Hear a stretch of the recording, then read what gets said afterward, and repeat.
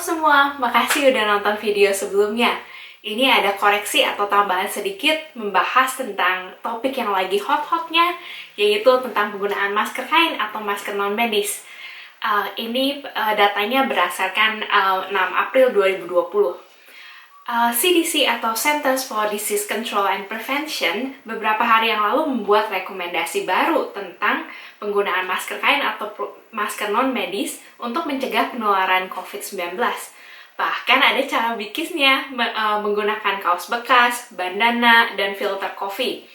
Saya nggak akan bahas gimana cara bikinnya, tapi ada link cara bikin dan pakainya yang saya bakal attach di channel YouTube saya.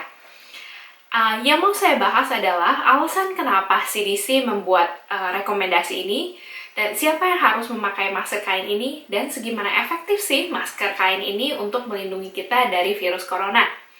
Yang pertama, alasannya apa sih? Berdasarkan beberapa penelitian, ada sebagian orang yang sehat atau tidak bergejala yang bisa menularkan virus corona. Artinya, orang-orang tersebut bisa menyebarkan virus corona lewat percikan ludah mereka waktu mereka batuk, bersin, atau berbicara, terutama di tempat-tempat keramaian di mana sangat sulit untuk menjaga jarak sekitar 1-2 meter satu sama lainnya. Contohnya, waktu di angkutan umum seperti MRT, pasar atau supermarket, atau apotek. Terutama apabila di daerah kalian ada banyak kasus COVID-19. Nah, dengan memakai masker kain, diharapkan kita bisa mencegah penularan dari orang yang sehat atau tidak bergejala ini. Alasan lainnya yaitu pasokan masker bedah dan N95 sangat-sangat kritis di seluruh dunia. Jadi kita harus memberi kesempatan untuk tenaga kesehatan untuk membeli masker-masker tersebut. Nah, siapa sih yang harus pakai masker kain ini? Jadi masker kain ini adalah untuk kita yang sehat. Waktu kita harus berada di tempat keramaian. Jadi bukan untuk waktu kita merawat orang sakit atau waktu kita sakit. Kalau kita sakit atau merawat orang sakit, kita butuh masker bedah. Nah, gimana sih efektivitasnya dari masker kain ini untuk mencegah penularan COVID-19?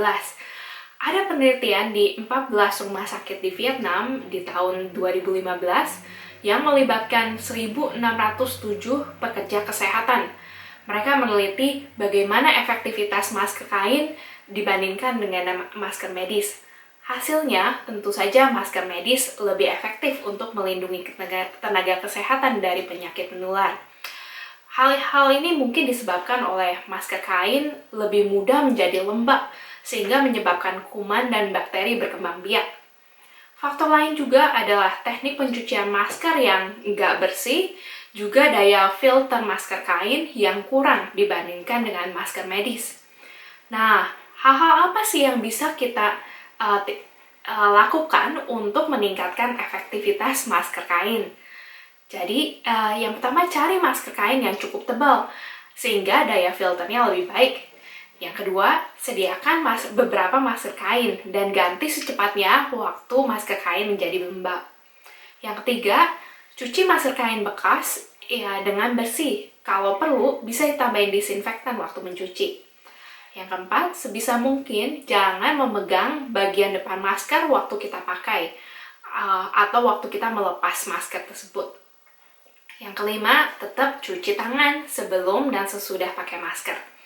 Oke, jadi saran saya, kalau punya masker medis, dihemat untuk merawat anggota keluarga yang sakit atau waktu kita sakit. Kalau waktu kita sehat dan kita butuh pakai masker, yuk pakai masker kain aja. Makasih. Kalau kalian suka video ini, silakan like dan subscribe channel YouTube saya. Makasih, sampai ketemu di video selanjutnya.